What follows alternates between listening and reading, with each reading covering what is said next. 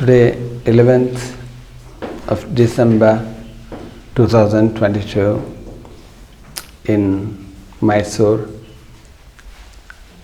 India, Arkadhama, I was asked to talk about comfort zone.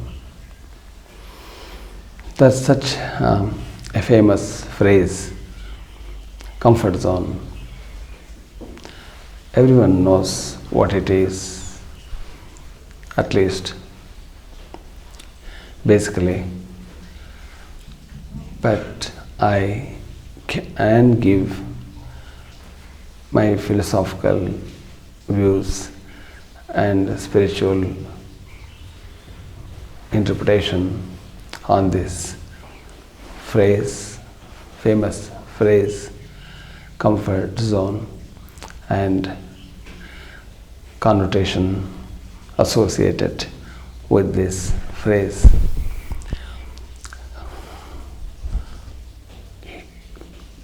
We humans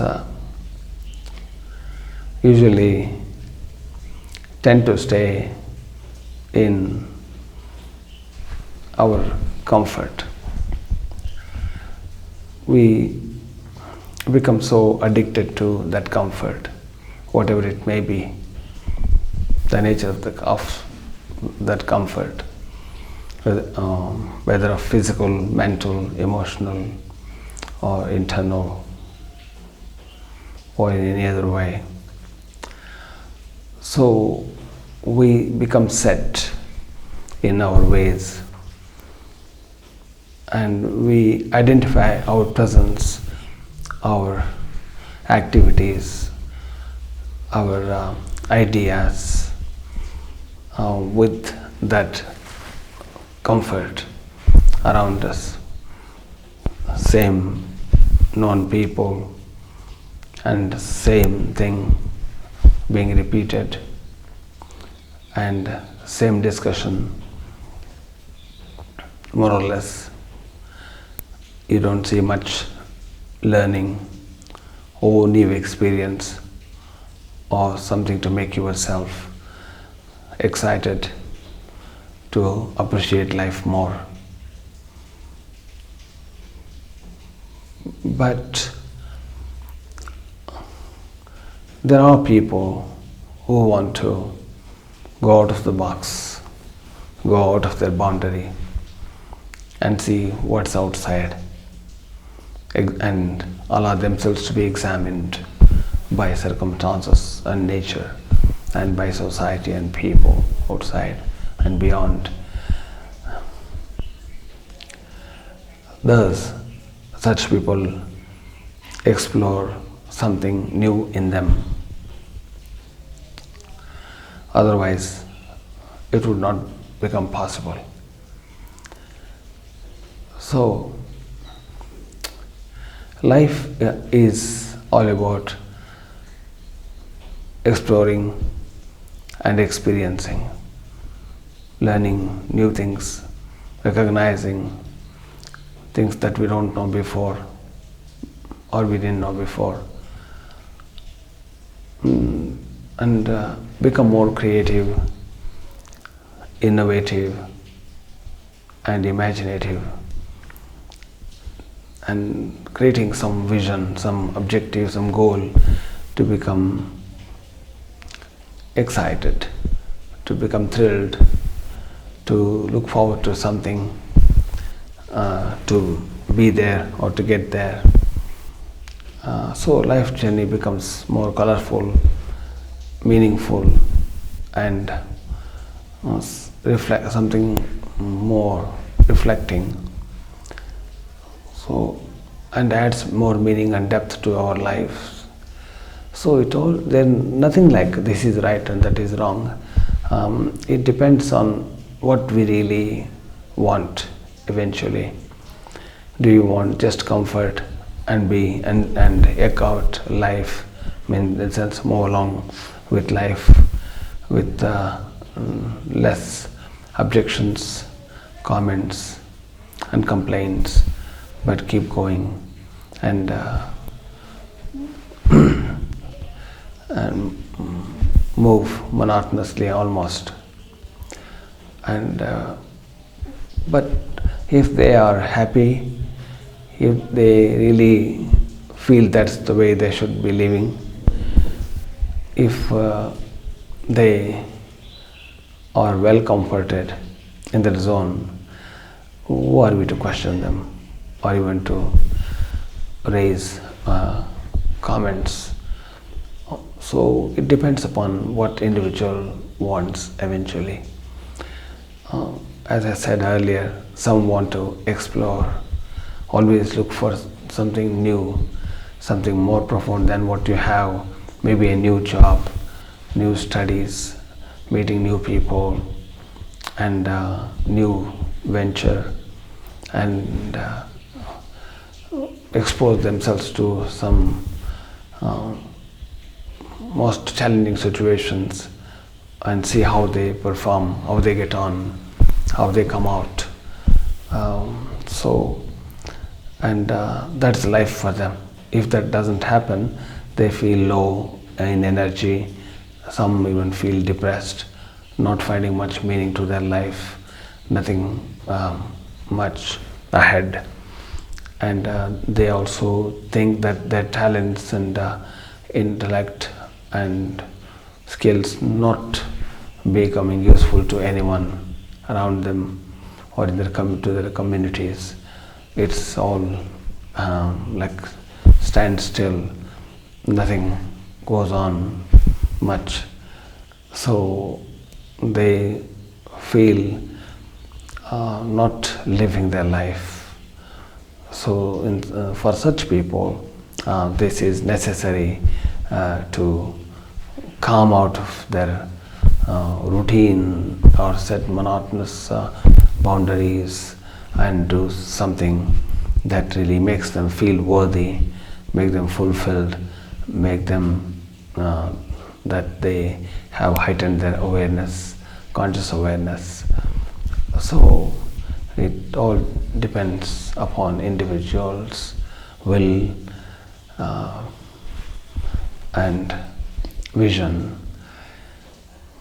So it's life cannot become still. Although we try to stay in comfort zone, something will really come and push us out of the comfort zone. Maybe for some time we can enjoy, but not for a long period of time. Something else really will happen. Maybe you are bound to change the house, bound to really change the job, bound to really let go of so many things. So life is a stream of circumstances and situations and challenges. It's like a river of life. If something becomes still, it cannot be a river like grace or flow. So it's bound to happen anyway. So better to be prepared and do what we have to do and what we can do. And certainly every person has some potential uniquely to offer to the world and to make those things, those faculties useful for society and to the world. But many go without recognizing such things in them, lying beneath, and without even giving themselves a chance to explore. And they become more skeptical about their own presence and existence. But remember, there's always a room for some new possibility, because life is full of opportunities and full of surprises. You don't know whether good or bad what's going to be the next chapter or unfoldment of circumstance. So things change, and it's not to be taken negatively, though life is going to change so much. Then in that case, so what should we be doing? Nothing to do, just really take as it comes and see what you can do with that. But not all changing circumstances are bad. Most of them are really good for us to become educated, to become enlightened, to become awakened. So it depends mainly upon how we view our journey of life. It's because it's only one, as I said in Petals of the Heart book, we don't know where we were before, we will not know where will we be next. At least now we know we have a life. So we should do the best we can, and delve as deep as we can into our inner realms of consciousness and see what could be and possible to bring that melody, merriment, joy and wisdom. So it's all a unique journey. Although we live in the same house, everybody's path is different. So that is internal, subjective, and how we work with that path, how we make our life journey meaningful and celebratory is there's not to be desperate but to become aspirate. It's how you make it finally, how you work out your problems and challenges, and not everything to be attended so seriously. Many things themselves disappear and some need to be attended, and it's all educational, and feeling joy of doing something that you feel belongingness, you feel connected to. So that's what the main concern should be. So nothing is like perfect. So it's all how you blossom, you allow yourself to become blossomed. So life is unfoldment, always brings something for you to open a new eye, a new mind, and so you don't really journey without being touched by that moment or with that situation. So sometimes we work hard, many times we don't have to work hard, but you didn't even plan, but things will happen. So I know, from my perspective, always believe in preparing ourselves and planning, working towards doing things, what we are assigned to do or what we can do, and what we are good at. So everyone is good at something, certainly, not only professionally or business-wise or any other sense. We are certainly good at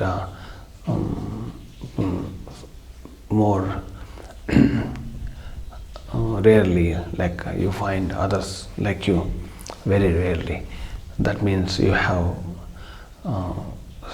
some stored energy and knowledge, seed knowledge, or something to be explored. When you give yourself an opportunity, a chance, and when you go into that realm, then you would know how you really perform. So in a way you're discovering yourself as well. It's called self-discovery. Every day as a new petal is unfolding, so you become more expanded of your consciousness, because you're no longer the same person. You moved on with more wisdom, more new energy, and more vision. So comfort zone is not much good for some time, maybe to recuperate, to recover, but afterwards one has to slowly try not to jump all of a sudden, take one step forward and see what it is. Again, you build up your confidence and take another step, take another new breath with more ease and strength, and then move forward. Then you really can achieve something, when you look back, you wonder, my God, how you were, how you are today, and what can happen in the days to come. So that's how it is. So dhyana is taught to contemplate and to refresh yourself and to rebuild that confidence and becoming in touch with your inner self, and then come out to carry out your mission or vision or purpose. So thank you very much. So this is the way I view comfort zone, the topic, and give my hints and tips for you to do something about what you think about. Thank you very much. Namaste. All the best.